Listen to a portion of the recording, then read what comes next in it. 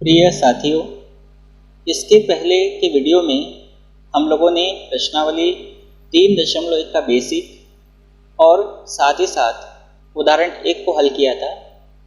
उसकी लिंक ऊपर आ रही है, आप चाहो तो उस लिंक पर क्लिक करके पहले उसको आप देख सकते हो और उसके बाद इस वीडियो को देखना स्टार्ट कर सकते हो। आज हम पढ़ेंगे उदाहरण नंबर 2। उदाहरण 2 है, रोमिला एक स्टेशनरी की दुकान पर गई और ₹9 में 2 पेंसिल तथा 3 रबड़ खरीदे। यह रोमिला नाम की कोई लड़की है और वो स्टेशनरी की दुकान पर जाती है और जब स्टेशनरी की दुकान पर जाती है तो वहाँ ₹9 में वो 2 पेंसिल और 3 रबड़ खरीदती। उसकी सहेली सोनाली ने रोमिला के पास नई तरह की पेंसिल और रबड़ देखी।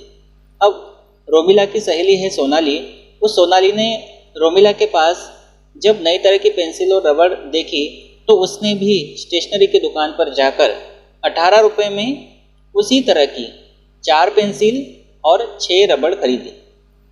तो यहाँ पे रोमिला ने ₹9 में क्या किया, 2 पेंसिल खरीदी, 3 रबड़ खरीदी और जो रोमिला की सहेली है सोनाली, उसने ₹18 में 4 पेंसिल और 6 रबड़ खरीदी। तो ये जो बातें हमने बताई है, इन बातों को क्या करना है, बीजगणितीय रूप में दर्शाना है और साथ ही साथ ग्राफीय रूप में इसको दर्शाना है। ग्राफीय मतलब ज्यामिति, आकृति बना के इसको दिखाना।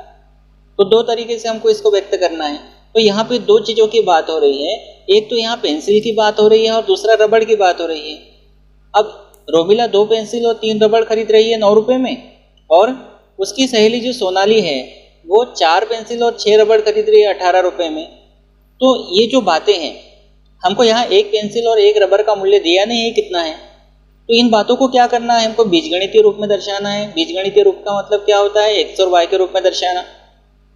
और ग्राफीय रूप में दर्शाना मतलब ग्राफ पेपर पर दर्शाना। तो सबसे पहले हम क्या करेंगे, हमारे पास 2 चीज़ें हैं, एक तो है पेंसिल और एक तो है रबड़। हम सबसे पहले पेंसिल की कीमत और रबड़ की कीमत मान लेंगे। तो हम पेंसिल का मूल्य यानी कीमत इसकी मानेंगे ₹X और रबड़ का मूल्य एक रबड़ का, एक पेंसिल का और एक रबड़ का, तो एक रबड़ का मूल्य हम मान लेंगे ₹Y।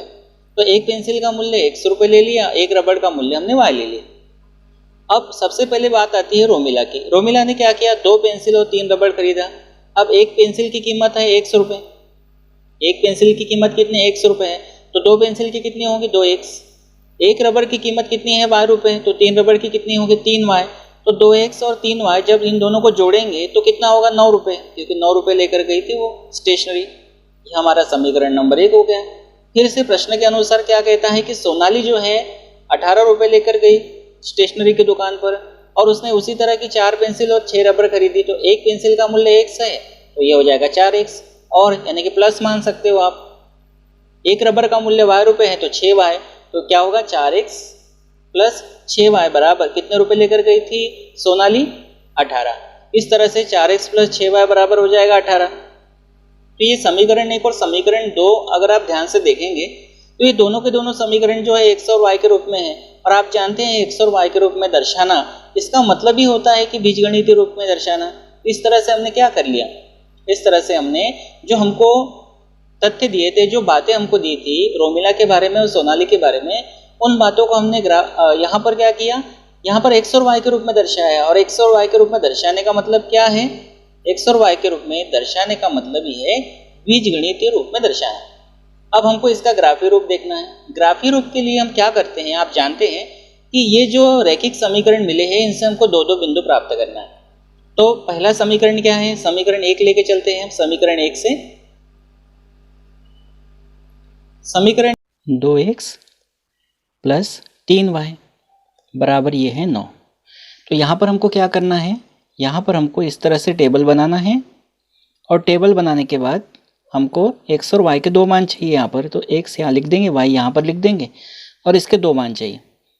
तो हम X के मानों को रखकर Y के मान निकालते हैं या फिर Y के मानों को रखकर X के मानों को निकालते हैं। अगर हम X का मान 0 रखते हैं तो 0 रखने पर ये पूरा 0 हो जाएगा। 3Y बराबर 9 मिलेगा तो Y बराबर मिलेगा 9/3 यानी कि 3 मिलेगा। इस तरह से हम X का मान अगर 0 रखते हैं तो Y का मान हमको 3 मिलेगा। यह आप हल करके देखिएगा। अगर हम X का मान 1 रखते हैं तो 2 एकम 2 इधर जाएगा, 9 में से 2 जाएगा तो 7 बचेगा। Y का मान आएगा 7/3। तो x का मान हमको 1 नहीं चलेगा। यहाँ हम x का मान 2 रखेंगे तो भी नहीं हो पाएगा। हम x का मान 3 रख के देखते हैं। अगर हम x का मान 3 रखते हैं तो 3 दूनी 6 होगा, 6 इधर जाएगा तो 9 - 6 यानी कि 3। 3y बराबर 3 तो y का मान 1 मिलेगा। तो इस तरह से y का मान 1 कब मिलेगा? जब x का मान हम 3 रखेंगे। ये जो मैं बात आपको बोल रहा हूँ ये आपको करके देखना है। अगर आप इस तरह से करके देखते हैं तो आप देखेंगे कि जो मान बटे में आ रहा है, दशमलव में आ रहा है, आप उसको छोड़ेंगे। तो मैंने एक बार x का मान 0 रखा तो y का मान कितना मिला? 3 मिला। और x का मान 3 रखते हैं तो y का मान कितना मिलता है? 1 मिलता है। तो इस तरह से यहाँ पर 2 बिंदु कौन कौन से मिल गए? एक बिंदु मिल गया 0, 3 और दूसरा बिंदु मिल गया 3, 1। ये 2 बिंदु हो गए इसके। उसी प्रकार हमको क्या करना है? समीकरण नंबर 2 लेना है। हम लेंगे समीकरण 2 से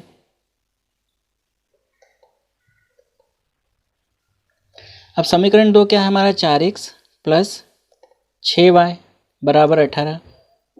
तो यहाँ से भी हमको 2 बिंदु प्राप्त करना है, क्योंकि एक रेखा को बनाने के लिए कम से कम 2 बिंदु चाहिए। तो यहाँ इस तरह से हम x और y के मान प्राप्त करेंगे, 2 मान प्राप्त करेंगे। अगर x का मान 0 रखते हैं तो ये पूरा 0 हो जाएगा। 6y बराबर 18 तो y बराबर मिलेगा 18/6 यानी कि 3। तो x का मान 0 रखेंगे तो y का मान 3 मिलेगा। x का मान 1 रखेंगे तो 4 एकम 4 इधर जाएगा तो 18 - 4 14 होगा। तो ये 6y बराबर 14 तो y बराबर 14/6। हल करेंगे तो 2 × 7 = 14, 2 × 3 = 6, 7/3 आएगा। तो x का मान 1 नहीं चलेगा। x का मान अगर 2 रखते हैं तो 4 दूनी 8 होगा, इधर जाएगा तो -8 हो जाएगा। 18 में से 8 जाएगा तो 10 बचेगा। 6y बराबर 10 तो y बराबर 10/6 यानी y बराबर आएगा 5/3। तो यहाँ पे x का मान 2 भी नहीं चलेगा। अगर हम x का मान 3 रखते हैं, x का मान अगर 3 रखते हैं तो 4 × 3 = 12, 12 होगा। इधर पक्षांतरण करेंगे तो 18 में से 12 जाएगा तो बचेगा 6। 6y बराबर 6 तो y बराबर 1 मिलेगा। तो इस तरह से हमको इसके भी 2 बिंदु मिल जाएंगे। एक बिंदु क्या मिलेगा? इधर लिख देते हैं। एक बिंदु मिलेगा 0, 3, ये 0, 3 x का मान पहले फिर y का मान, और दूसरा बिंदु मिलेगा 3, 1। तो इस तरह से हमने जो लिया उसके अनुसार तो ये जो समीकरण है रैखिक समीकरण, इसका बिंदु और ये वाला बिंदु, ये दोनों बिंदु और इसके 2 बिंदु ये समान मिल गए। जरूरी नहीं कि मिले, लेकिन समान मिल गए। तो हम जानते हैं कि दोनों के बिंदु समान हैं तो रेखा क्या होगी? एक दूसरे के ऊपर संपाती होगी। क्यों? क्योंकि दोनों के बिंदु ही सेम आ रहे। इसका 0, 3 आया तो इसका भी 0, 3 आया, इसका 3, 1 आया तो इसका भी 3, 1 आया। अगर आप कोई और मान लेते तो हो सकता था इनकी जगह कोई और बिंदु आते। तो कहने का मतलब ये है कि इसके जो बिंदु मिल गए 0, 3 और 3, 1 और इसके जो बिंदु मिल गए 0, 3 और 3, 1, इनको हम ग्राफ पेपर पर लेकर ग्राफ बनाएंगे।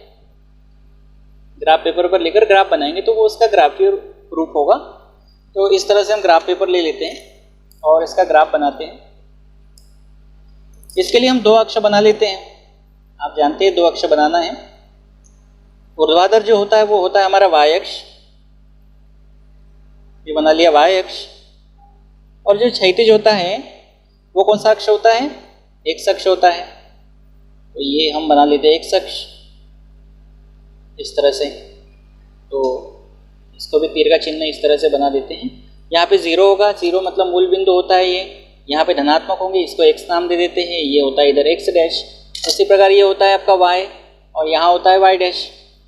जिधर डैश लिखते हैं उधर ऋणात्मक मान जाते हैं तो इधर धनात्मक मान जाएंगे। 1, 2, 3, 4 जितना भी आप लेना चाहो, बस आपके पास जो अंक है वहाँ तक तो होना चाहिए। तो 6 तो हमको मिला भी नहीं, हम 6 तक ले लेते हैं, आगे भी ले सकते हो। वैसे इधर -1, -2, -3, -4, -5, -6 तक ले लेते हैं। इधर धनात्मक होंगे।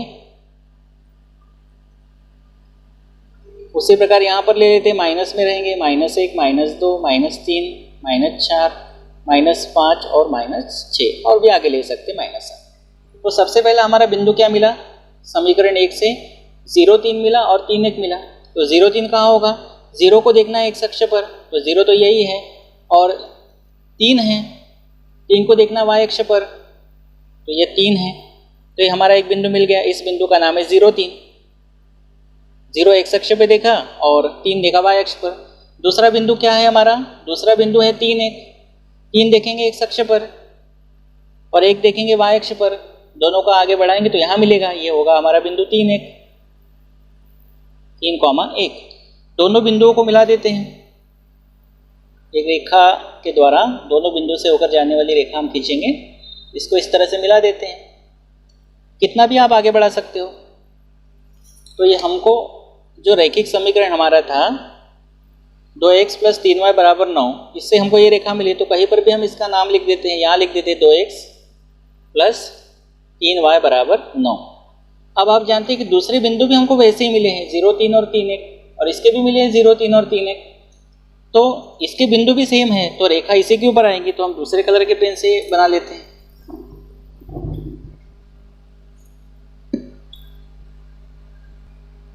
सेम बिंदु है इसलिए देखने की जरूरत नहीं पड़ रही है, तो इसी के ऊपर बनाना है, ठीक है। ये आपको समझ में आया इसलिए रेड कलर से बना रहा हूं मैं। तो इसके भी बिंदु कितने हो गए 0, 3 और 3, 1, और जो लाल कलर से हमने खींचे वो समीकरण क्या है हमारा 4x + 6y = 18, तो कहीं पर भी लिख देते हैं, जैसे यहाँ लिख दिया 4x + 6y = 18। अब हमारे पास जो दो रैखिक समीकरण हैं दोनों के बिंदु सेम मिले थे, जरूरी नहीं है, लेकिन रेखा फिर भी संपाती ही आएंगे।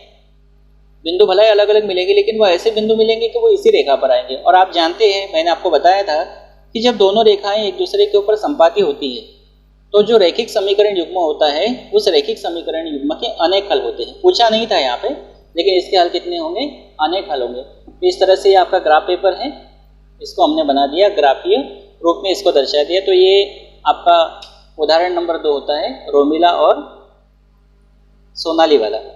इस तरह से इसको करना है। अब हम देखते हैं उदाहरण नंबर 3 को। उदाहरण नंबर 3 है, दो रेल पटरियां हैं, उनको समीकरणों के द्वारा दर्शाया है x + 2y - 4 = 0 और 2x + 4y - 12 = 0 द्वारा निरूपित की गई है। तो दो रेल पटरियों के समीकरण दिए हैं, मतलब एक रैखिक समीकरण युग्म हमको दिया है। इस स्थिति को ज्यामितीय रूप, ज्यामितीय का मतलब है ग्राफीय रूप में इसको व्यक्त करना है। तो सबसे पहले हमको जो समीकरण दिया है वो लिख लेते हैं। दिए गए समीकरण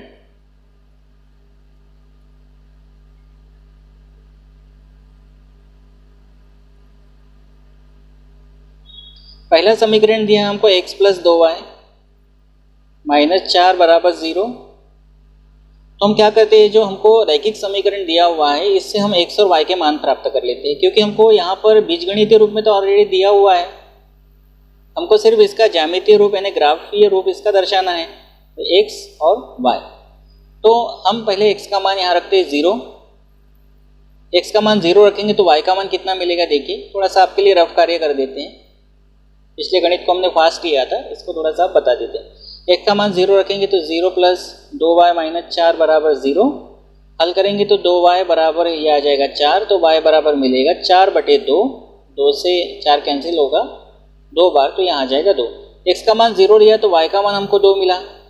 फिर उसके बाद हम अगर यहाँ x का मान 1 रखते हैं तो हमारा काम नहीं बनने वाला, x का मान 2 रखते हैं, x बराबर 2 रखते हैं तो 2 + 2y - 4 = 0, ये हो जाएगा 2y - 2, -4 और +2 है तो -2 होगा बराबर 0, तो 2y बराबर आ जाएगा 2 और 2 से 2 कैंसिल होगा तो y बराबर मिलेगा 1।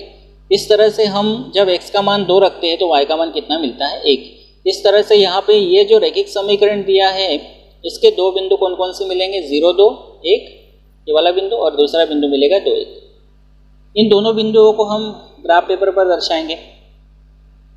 दूसरा समीकरण हमको दिया है 2x + 4y - 12 = 0, 2x + 4y - 12 = 0। इसमें हम x के मान और y के मानों को निकालते हैं, तो वैसे ही बनाएंगे सेम टू सेम इसका बॉक्स।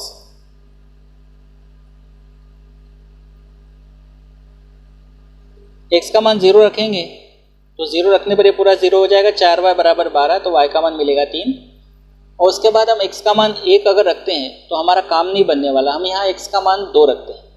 तो 2 रखेंगे तो देखो क्या होगा, 2 रखेंगे तो यहाँ हो जाएगा 2 दूनी 4 + 4y - 12 = 0, तो ये हो जाएगा 4y -12 और 4 है ये प्लस के तो -8 होगा। हल करेंगे तो 4y बराबर हो जाएगा 8, तो y बराबर कितना मिलेगा 8/4, 8/4 मतलब कितना हो जाएगा, ये 2 हो जाएगा, 4 × 4 4 दूनी 8। तो x का मान हमने कितना रखा, 2 मिला, तो y का मान कितना मिल रहा है, 2 मिल रहा है। तो इस तरह से यहाँ दो बिंदु कौन से मिल गए हमको, एक तो मिल गया 0, 3 और एक मिल गया 2, 2। तो दो रैखिक समीकरण हैं और दोनों रैखिक समीकरणों के दो दो बिंदु हमको मिल गए। इन बिंदुओं को हम ग्राफ पेपर पर दर्शाएंगे तो उसका ग्राफीय रूप कहलाएगा या ज्यामितीय रूप कहलाएगा। तो हम ग्राफ पेपर बनाते हैं। इसके लिए हमको दो अक्षों की आवश्यकता पड़ेगी। तो एक हम लेते हैं एक्स अक्ष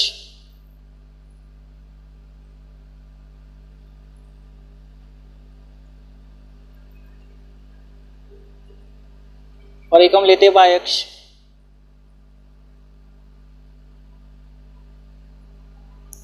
ये 1-1 सेंटीमीटर का अंतर होता है।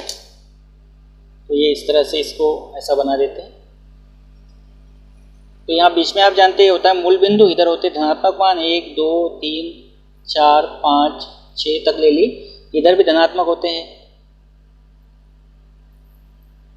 ये होता है एक्स अक्ष, इसको लिखते हैं वाई अक्ष। उसी प्रकार इधर ऋणात्मक मान होते हैं -1 -2 -3 -4 -5, इसको एक्स डैश बोलते हैं। तो एक्स अक्ष है लेकिन इसको एक्स डैश बोलते हैं। इधर लेंगे -1 -2 -3 -4 -5 -6 इतना ले लेते हैं। ये हमारा होता है वाई डैश। ठीक है। अब सबसे पहला जो रैखिक समीकरण है उसके बिंदु है 0 2, x का मान 0 y का मान 2, x का मान 0 y का मान 2, x का मान 0 यही मिलेगा, y का मान 2 यहाँ मिलेगा। तो ये हमारा बिंदु हो गया 0 2।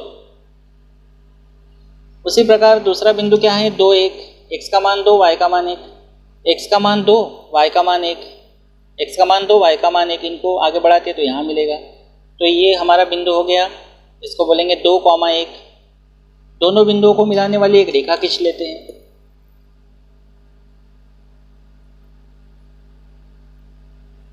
इस तरह से जाएगी ये, कितना भी आप आगे बढ़ा सकते हैं।